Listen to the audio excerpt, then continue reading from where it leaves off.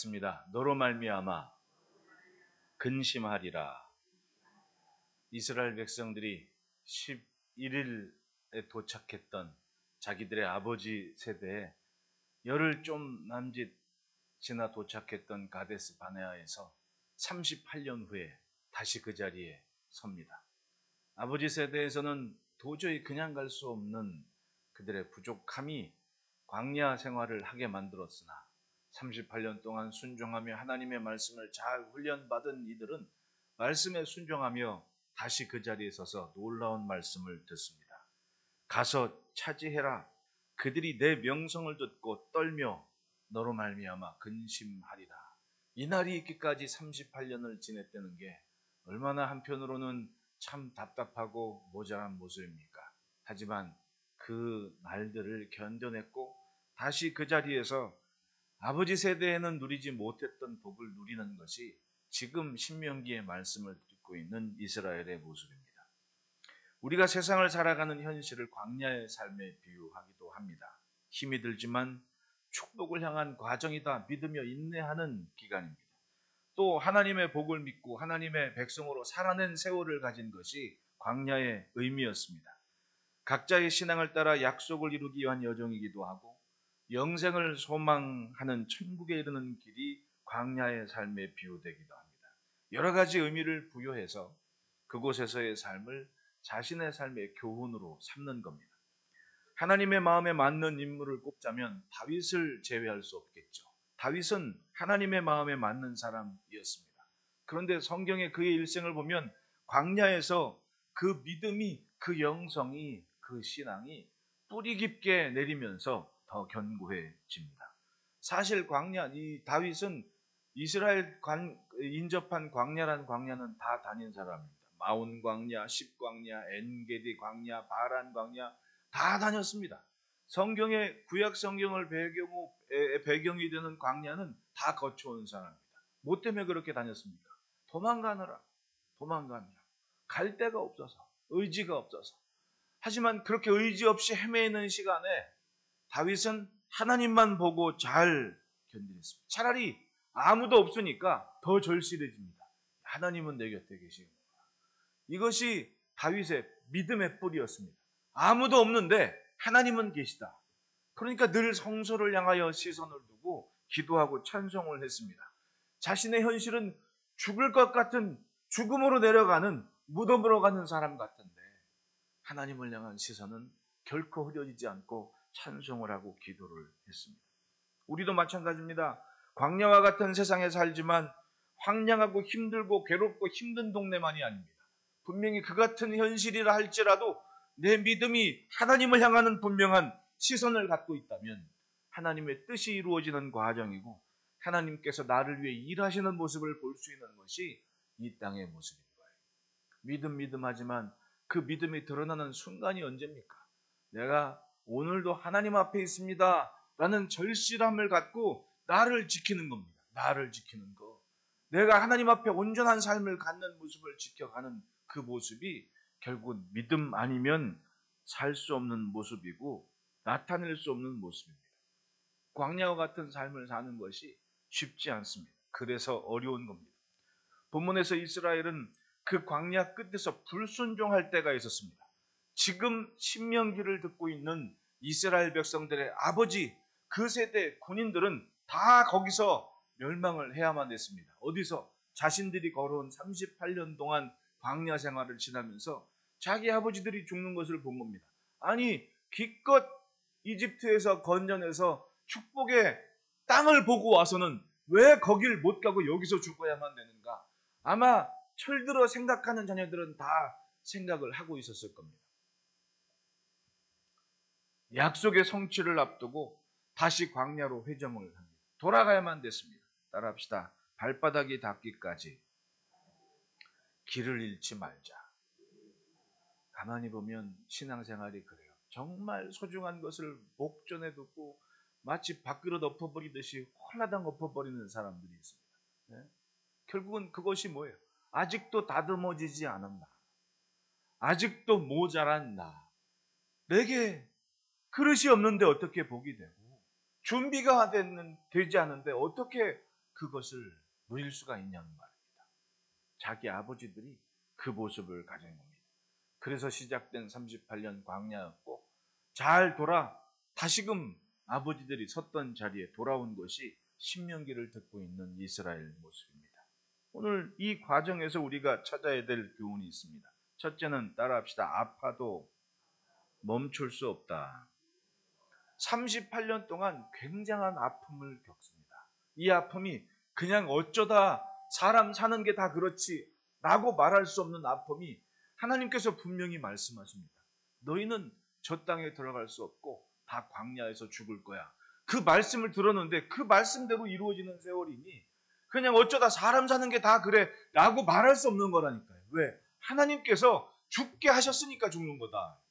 얼마나 무섭습니까? 그리고 그것을 바라보는 자녀들은 얼마나 아파요. 기껏 나왔는데. 14절 15절 보십시오. 가데스 바네에서 떠나 세렛 시나를 건너기까지 38년 동안이라. 이때에는 그 시대의 모든 군인들이 여호와께서 그들에게 맹세하신 대로 다 진영 중에서 멸망하였나니. 진영 중에서 다 멸망하였나니. 싸우다 죽은 게 아니에요. 광야에서 다 죽었습니다. 누가? 그 시대의 군인들이. 언제? 처음 11일 후에 가데스 바네아에서 진을 치고 정탐으로 보냈던, 그리고 애굽에서 나왔을 때 전쟁에 나갈 만한 수로 헤어린 60만, 그 아버지들이, 그 군인들이 다 죽은 겁니다. 어디서? 전쟁을 하지도 못하고 광야에서 다 죽어버린 거예요. 얼마나 큰 아픔입니까? 15절에 모세는 이렇게 얘기합니다.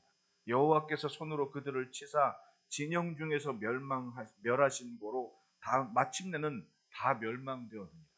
하나님이 치셔서 죽었다고 얘기를 해요. 슬픈 세월입니다. 아픕니다. 자녀들이 38년 동안 모세가 시내에서 받은 그 율법과 규례를 가르치고 전하고 50부장, 100부장, 1000부장에 그들을 지도하고 한다 할지라도 지금 죽어가는 내 아버지들은, 군인들은 여호와께서 치셨기 때문에 죽는 거란 얘기입니다.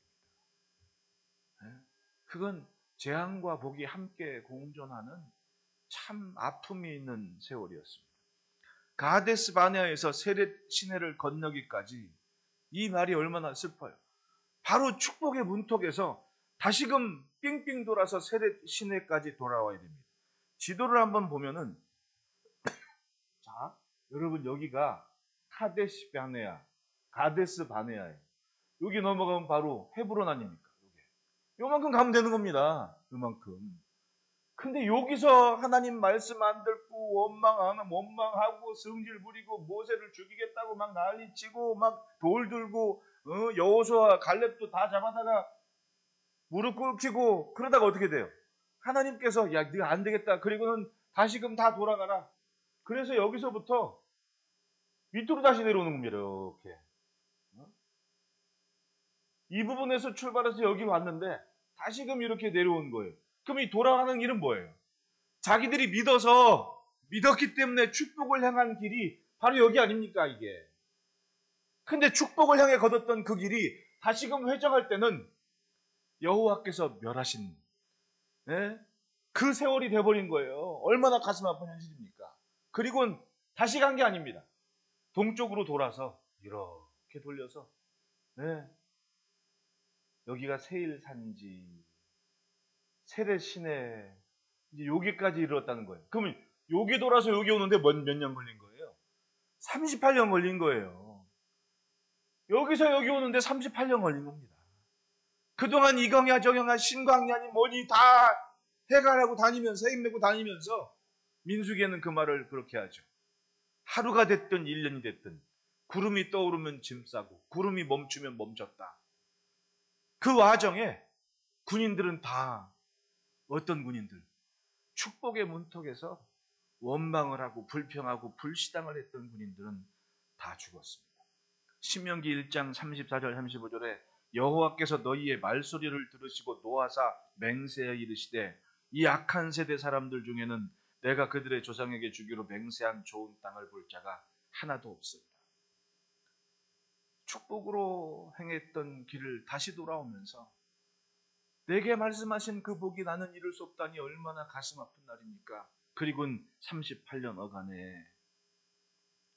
그러니까 결국은 내 하는 말이 지금 내 영성이고 내 믿음인 거예요. 어떤 권사님은 가족들한테 신앙생활하면서 꼭 지켜야 될 것, 그 제일 중요한 거 세 가지를 하나 얘기했는데 말 함부로 하지 말라고. 특히 교회에 대해서, 목사님에 대해서, 그리고 설교에 대해서 농담이라도 말 한마디 하지 말라. 듣고 그냥 은혜 받았습니다 하고 끝나면 되는 거라고. 그 말씀을 하시더라고요. 아, 잘 되는 집은 뭔가 달라도 다른 게 있구나. 그게 있는 겁니다. 여기 보십시오. 너희 말소리를 들으고 노하셨다고 얘기를 해요. 털억 많지라도 아니 그 열흘 만에 간 축복의 문턱에서 왜 다시 38년 동안 광야를 시작해나니. 그리고 들은 말씀이 뭡니까? 내가 그들에게 주시기로 맹세한 좋은 땅을 볼 자가 하나도 없으리라. 보고 온 땅을 볼 자가 없다고 말씀하시는, 긴장이 풀어지면 한순간에 사람이 달라지는 거예요. 출애굽을 경험한 세대가 왜 축복의 문턱을 넘질 못했습니까? 바로 들을 것과 듣지 말아야 될 것을 구별하지 못했습니다. 그리고는 마음을 잃어버린 겁니다. 듣는 것, 보는 것에 마음을 빼앗겼습니다. 누가 탄식하고 울면 우리가 무슨 말씀을 듣고 여기까지 왔나 정리를 좀 해야만 되는데, 갈렙과 여호수아는 분명히 말했습니다. 하나님께서 우리에게 주신 좋은 땅이라고. 그걸 들어야 되는데 왜? 여기까지 온 이유가 그건데. 근데 열명이 야 거기는 안악자손 같고 뭐 어쩌고 저쩌고 막 얘기하니까 그 불평의 허마음이 돼가지고는 자기 장막 앞에서 울고 난리를 칩니다. 우리를 죽이려고 여기까지 내려왔냐. 그래서 아팠습니다. 다 죽었습니다. 모세는 그걸 멸망이라고 얘기해요. 멸망. 축복을 받고 왔는데 멸망을 당했다는 겁니다. 그렇게 보면 신명기의 말씀을 듣고 있는 세대는 아빠 엄마가 멸망하는 것을 바라보면서 38년을 산 거예요. 가데스 바네아에서 12세 미만, 가령 11살짜리가 다행히 성인식을 안 해서 그걸 봤습니다. 10살짜리가. 말씀도 들었고 갈렙과 여호수아를 돌로 치료했던 것도 봤고, 그리고 38년 광야로 회정하고 다시 가데스 바네아에 온 겁니다. 무슨 생각했겠습니까? 나 10살 때 우리 아버지들이 모세와 아론을 돌로 치료했었고 여호수아와 갈렙도 돌로 치료했었어. 근데 그거 본 사람들이 이 지도에 보면 그 세례 시냇가 앞에서 조금 더 올라가면 느보산에서 요단강 건너가지 않습니까? 그때 하나님의 음성을 듣잖아요. 여호수아에게. 모세는 이미 느보산에 죽고 마음을 강하고 하고 담대해라. 우로나 저로나 치우치지 말아라. 모세가 되게 명령한 율법을 잘 지켜 행하라. 죄하러 묵상해라. 그러면 너는 된다. 그리고 그 40년 전에 자기 아버지가 돌로 치료했던 그 여호수아가 자기 민족을 인도하는 지도자가 됐을 때 40년 광야 생활을 잘 지내온 그 세대는 뭐라고 얘기합니까? 무슨 말씀을 하든지 우리는 따를 테니까 속 시원하게 당신 원하는 대로 우리를 인도하십시오라고 고백을 하잖아요. 자기 아버지들하고는 정반대되는 모습으로 확실한 신앙과 미래에 대한 비전을 쫓아갑니다. 왜냐? 38년 동안 자기 아버지들이 죽어가는 것을 봤거든요. 꿈과 소망 속에 함께한 여정이었지만 한순간의 불순종과 원망과 자만 때문에 아픔을 경험해야만 됐던 겁니다. 한순간의 자만. 시편 25편 10절 11절에 내가 40년 동안 그 세대로 말미암아 근심하여 이르기를 그들은 마음이 미혹된 백성이라 내 길을 알지 못한다 하였도다.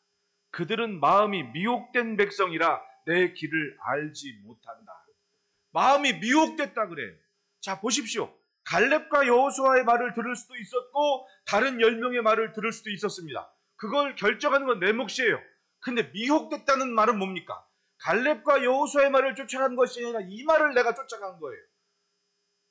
들어야 될 말을 안 듣고 듣지 말아야 될 말을 미혹됐다 얘기를 하는 겁니다.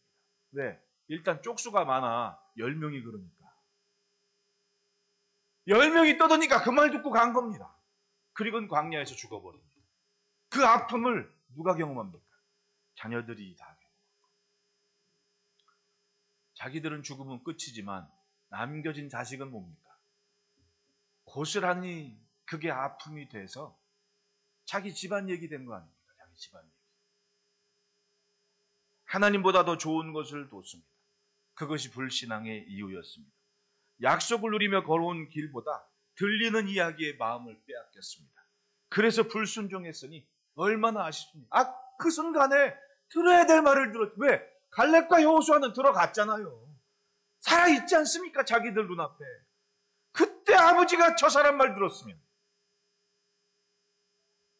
14절 15절에 가데스 바네아에서 떠나 세레시돈을 건너기까지 38년 동안이라. 이때는 그 시대의 모든 군인들이 여호와께서 그들에게 맹세하신 대로 진영 중에서 다 멸망하였나니 여호와께서 손으로 그들을 치사 진영 중에서 멸하신 고로 마침내는 다 멸망되었느니라.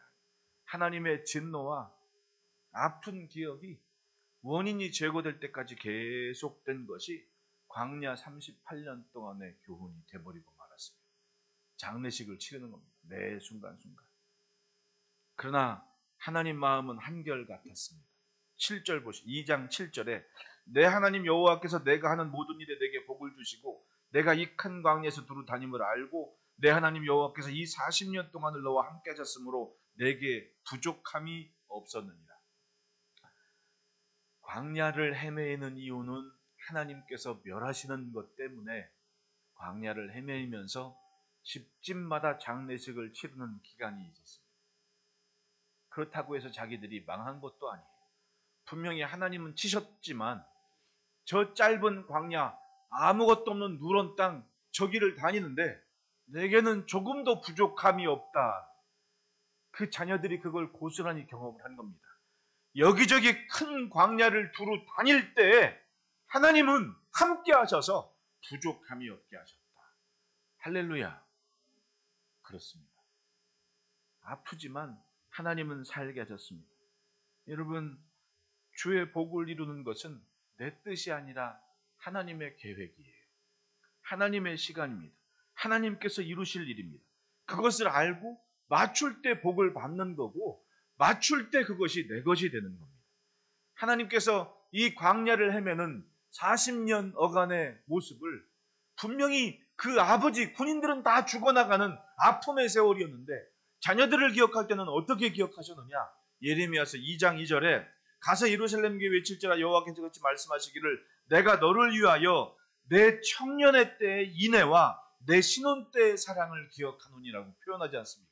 그 말은 하나님께서 이 광야를 보내는 불순종과 원망으로 죽어가는 자식들을 바라볼 때는 청년 때의 인애와 신혼 때의 사랑으로 기억을 하셨다는 겁니다. 젊은 시절에 정말 둘도 없는 친구처럼 광야를 지내온 것이고 이제 막 결혼해서 신혼살림 차리고 정말 둘도 없이 행복한 기쁨의 시간을 보내온 것으로 하나님이 알고 계시는 거 아닙니까? 그렇습니다. 아프지만 멈출 수 없는 이유가 그겁니다. 오늘 하나님의 복이 내 앞에 시작됩니다. 그러니 조금 더 신중하게, 조금 더 신실하게, 조금 더 멋지게 쫓아가는 것이 신앙의 복인 거예요. 여러분 그 복을 누리시기를 축복합니다. 제가 이번에 기간 새벽 기도회 하면서 우리 권사님이 하도 칭찬을 하셔가지고 그래요. 어떤 기간은 막 새벽 예배 탁 드리기 전에 막 내 언제 이거 해보겠냐 새벽 예배를 그러면서는 대추자를 밤새고 와가지고 내 새벽 예배 들어오신 분한테 대추차를 대접하고 그리고 새벽 예배를 드렸다 그러니까 얼마나 또 그게 좋아요 마음에. 어떤 양반은 난 배꼽 나고 처음 드리는 이 귀중한 예배를 생각이 하도 많아가지고 직장에 하루 휴가 내고는 그 낮 시간에 오늘 어떻게 예배를 잘 드렸습니까? 했더니 나 휴가 내고 집에 있다고. 그러면 그걸 들으면 또 얼마나 또 이뻐요. 그 마음이. 그건 다른 게 아니지 않습니까? 바로 이거예요. 조금 더 신중하게, 조금 더 신실하게, 조금 더 멋지게 내가 어떻게 하면 예배할 수 있을까라는 걸 고민하다 보면 그것이 조금씩 달라지는 모습이에요. 조금씩 성장하는 모습입니다. 절대로 멈추지 않는 것이 우리의 믿음의 발걸음이에요. 둘째로는 따라합시다. 지킬 것은 지킨다. 하나님의 행진이니까 지킬 건 지키라는 거예요. 네. 하나님의 이름으로 함부로 행동하지 말라는 얘기입니다. 16절을 보면 모든 군이 사망하여 백성 중에서 멸망한 후에 여호와께서 내게 말씀하시되 내가 오늘 모압 변경 아르를 지나리니 암몬 족속에 가까이 이르거든 그들을 괴롭히지 말고 그들과 다투지도 말라. 암몬 족속의 땅은 내가 내게 기업으로 주지 아니하리니 이는 내가 그것을 롯 자손에게 기업으로 주었습니다. 전쟁에 불순종한 군인들이었습니다. 주저하지 말고 들어가라 했을 때는 안 들어가고 원망했다가 후회하고 뒤늦게 참패를 경험했던 기억을 가진 세대가 살아있을 때였고 그들이 다 죽고, 그러니까 사실은 그들이 죽은 건 적에게 죽은 게 아니라 원망불평해서 죽은 거잖아요. 원망불평해서. 적군한테 죽은 게 아닙니다. 원망불평해서 죽었다. 그때로 돌아가면 얼마나 그게 부끄러워요. 전쟁 군인이 돼가지고는 하나님께서 싸워서 취하라고 기껏 그 문턱까지 데려다 놨더니 그걸 어떻게 싸우냐고. 저 사람들은 키가 나보다 장대만큼 높은데 막 원망하다가 죽었어요. 광야에서. 싸워보지도 못하고. 죽을 사람 다 죽고 자손들이 모압 변경 아르를 지나게 됩니다. 암몬 족속의 땅을 지나는 과정입니다. 그런데 암몬 족속에 대해서 괴롭히지도 말고 다투지도 말라고 하시는 거예요. 따라합시다. 신앙이 다르다고 왼수는 아니다. 신앙이 좀만 다르면 아주 그냥 사탄아 물러가라. 응? 제가 어디 갔더니 그 옛날에 한번 그런 얘기는 하는데 어떤 신부가 라스베가스에 갔대요. 라스베가스에 가가지고 나이트클럽에 가가지고는 거길 들어가가지고는 사탄아 물러가라 막 소리를 질렀대. 그러니까 주인이 와가지고는 우리 집에 와서 네가 왜 난리냐고 그래. 우리 집에 와가지고 네가 왜 난리냐고. 아주 눈에 보이는 게 다 사탄이지. 근데 과연 그러느냐?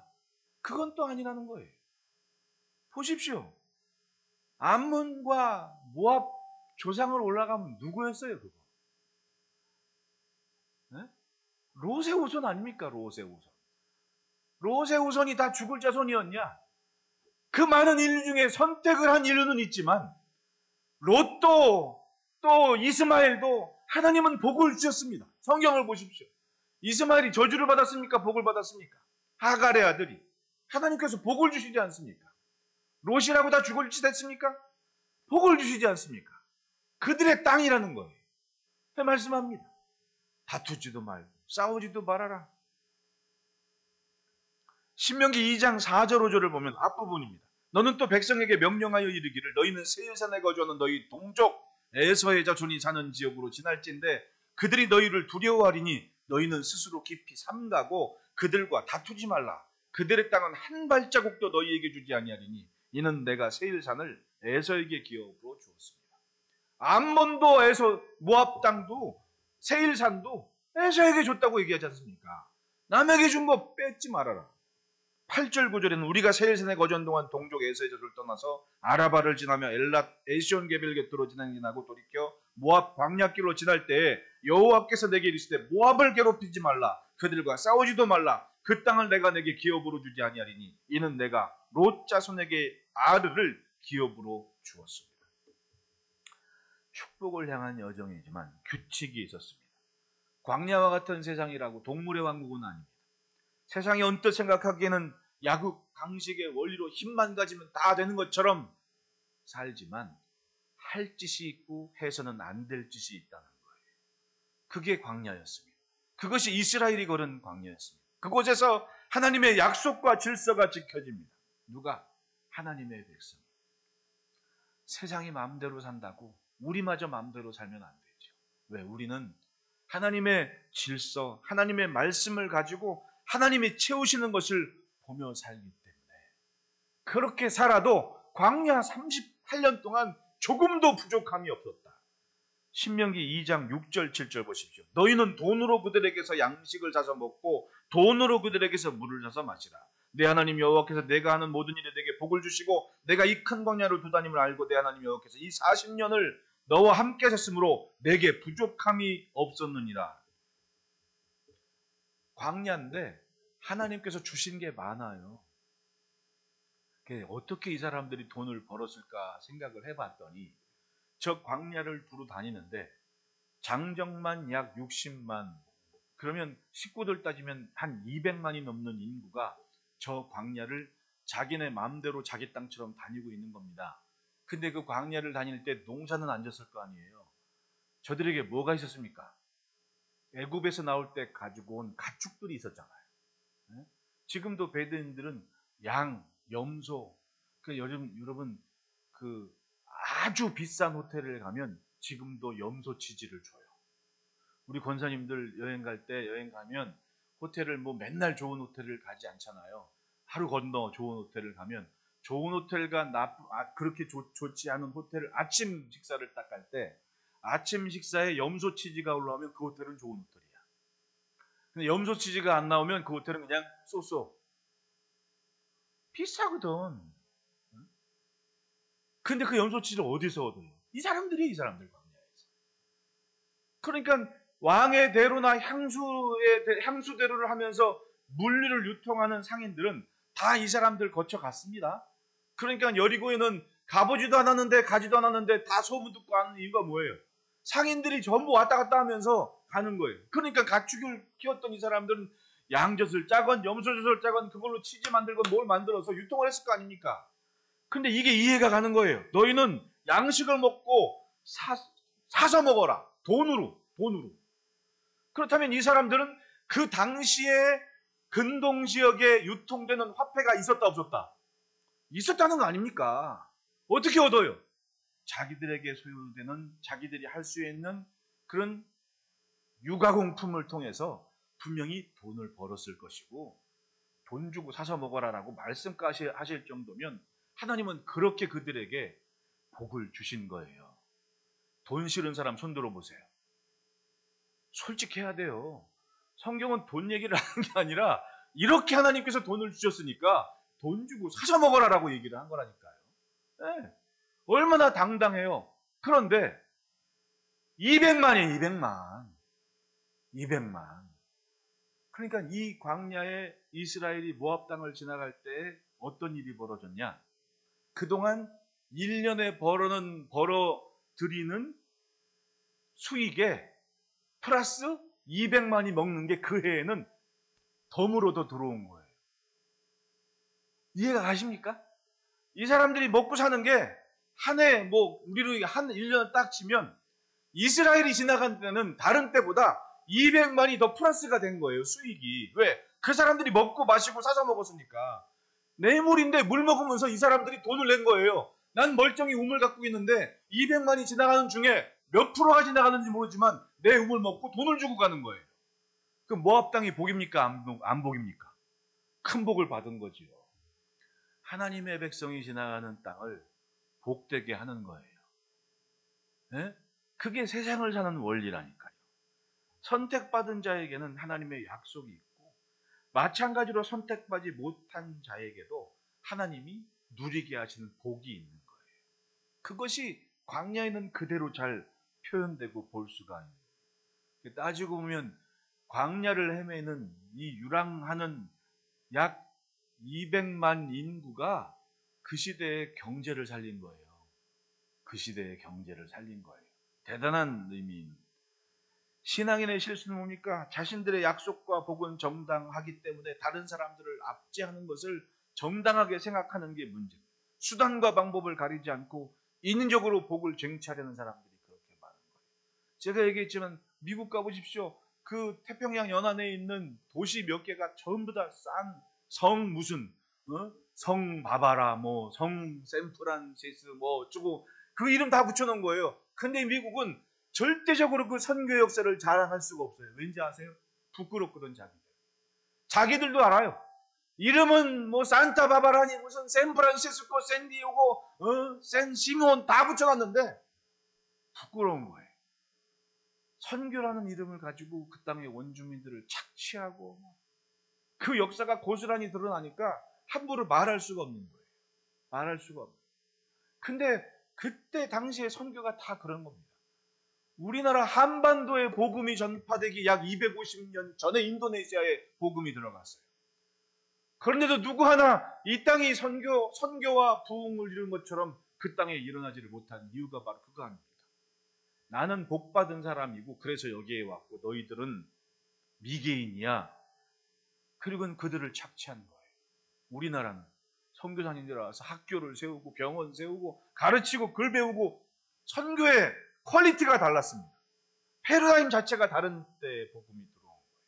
그랬더니 이 땅에선 십자가와 이 땅의 교회의 역할을 보십시오. 그야말로 세상을 복되게 하는 사람들 아닙니까? 인사합시다. 마주보고 당신 때문에 복이 있습니다. 욕심 부리지 말고 나 때문에 살만 나는 세상을 만들어야 됩니다. 세상에는 하나님의 질서가 분명히 있습니다. 셋째로 따라합시다. 명성으로 세상을 근심하게 한다.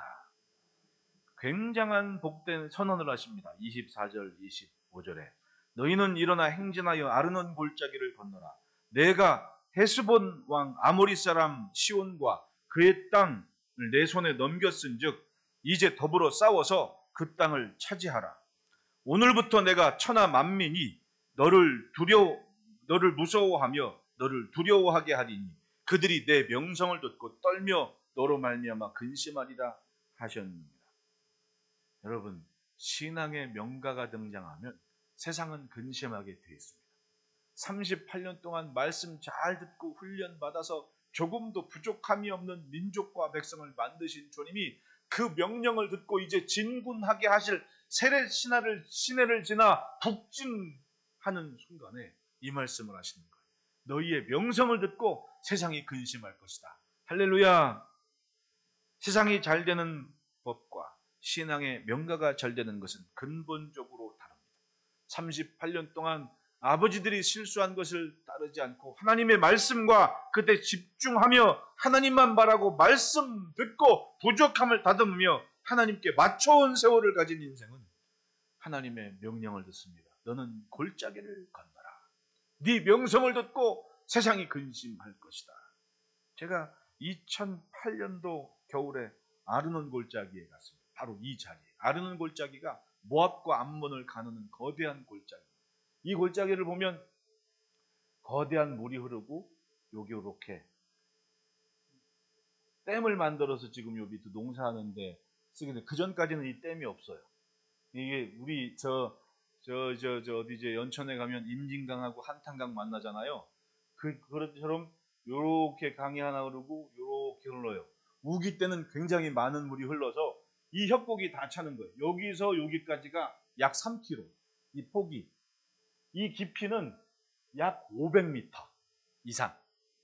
이게 언뜻 아무것도 아닌 것처럼 보이는데 여기서 여기 건너가는데 3km에서 5km가 되는 거고 여기서 요 물 밑에 깊이가 500m가 돼요. 그러니까 당연히 여기는 모압 땅, 여기는 암몬 땅. 경계가 돼요. 천연의 요새로.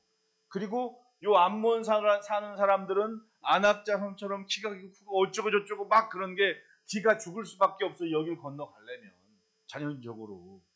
지금도 건너가려면 여기서 저 미시령곡에 올라갔더니 땅 밑으로 막 한참을 꼬불꼬불 내려갔다가 한참을 기어 올라가야 저기를 가요. 굉장히 보기만 해도 겁을 낼 만한 곳입니다. 근데 하나님께서 이 골짜기를 건너가라. 이 골짜기를 건너가라. 그러고 보면 대단한 믿음이 생긴 거예요. 대단한 믿음이 38년 동안. 인간적으로는 상당히 부담이 되는 천연의 요새로 둘러싸인 곳을 한번 생각을 해보시오. 저렇게 뻔히 보이는 골짜기를 건너가면 적군에게 다 노출이 된 상황이 돼버리는데 근데 그걸 건너가라고 하시는 거예요.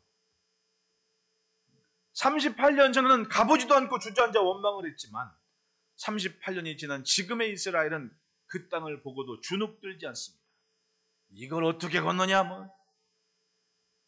그게 아니고 아무런 말 없이 그 땅을 건너가요. 내 생각에 저 아르논 골짜기를 건너 봤으니까 요단강을 우습게 알지 않았을까라는 생각을 해요. 이걸 건넌 다음에 건너는 게 요단강이잖아요. 저 아르논 골짜기를 건너 봤으니까 요단강이 우습게 보이는 겁니다. 네, 진짜로. 그리고 말씀하십니다. 25절에 오늘부터 내가 천하 만민이 너를 무서워하며 너를 두려워하게 하리니 그들이 내 명성을 듣고 떨며 너로 말미암아 근심하리라 하셨느니라. 따라합시다. 오늘부터 살다 보면 확실하게 달라지는 날, 달라질 날, 달라져야 할 날이 분명히 있습니다. 분명한 것은 하나님의 백성이 주의 뜻에 그 말씀에 순종할 때, 그래서 온전할 때 세상은 근심을 하게 됩니다. 하나님의 백성이 온전하게 하나님의 말씀을, 하나님을 섬길 때 마귀는 무서워하고, 하나님의 백성이 하나님의 명령을 쫓아 살아갈 때 적군이 무서워하고, 하나님의 백성이 하나님 보시기에 흡족하면 세상에 속한 모든 것들이 근심을 하게 됩니다. 여러분, 그 명성을 갖추셨으니 주의 복을 누리는 은혜가 있기를 축복합니다. 신앙의 명가는 이 땅의 존재의 이유고, 이 땅에 하나님께서 하실 일이 멈추지 않을 이유가 됩니다. 가나안 땅이 복된 이유는 바로 그 땅에 하나님의 백성, 온전한 신앙의 명가들이 섰기 때문이에요. 자, 다시 한번 레위기 18장 24절 25절을 봅시다. 레위기 18장 24절, 이거는 빨간 줄 쭉 꺼놓고 그냥 외우세요. 정말 중요한 말씀이에요. 너희는 이 모든 일로 스스로 더럽히지 말라. 내가 너희 앞에서 쫓아낸 족속들이 이 모든 일로 말미암아 더러워졌고 그 땅도 더러워졌으므로 내가 그 악으로 말미암아 벌하고 그 땅도 스스로 그 주민을 토하여 내느니라. 그 땅이 스스로 그 주민을 토하여 냈다 그래요. 왜? 하도 죄를 져가지고. 땅이 스스로 토해냈다. 그것이 가나안 정복이었어요. 레위기 20장 21절에 너희는 나의 모든 규례와 법도를 지켜 행하라. 그리하여야 내가 너희를 인도하여 거주하게 하는 땅이 너희를 토하지 아니하리라. 하나님 말씀 잘 듣고 살아야 땅이 토하지 않는다. 이스라엘이 지나온 38년 광야 생활은 하나님의 새로운 시작을 준비하는 기간이었습니다. 하나님의 도구로 다듬어지는 과정이었습니다. 그들은 그 세월을 지내며 분명히 하나님만 보는 훈련을 했고 명성을 갖춥니다. 그 명성이 세상을 근심하게 했습니다. 여러분, 한 해 동안 명가의 삶을 삶으로 관계된 모든 것에 하나님 때문에 세상이 걱정하는 놀라운 일이 내 일상이 되고, 우리는 그 하나님의 약속하신 복을 누리는 복된 발걸음 누리기를 주의 이름으로 축복합니다. 기도하겠습니다.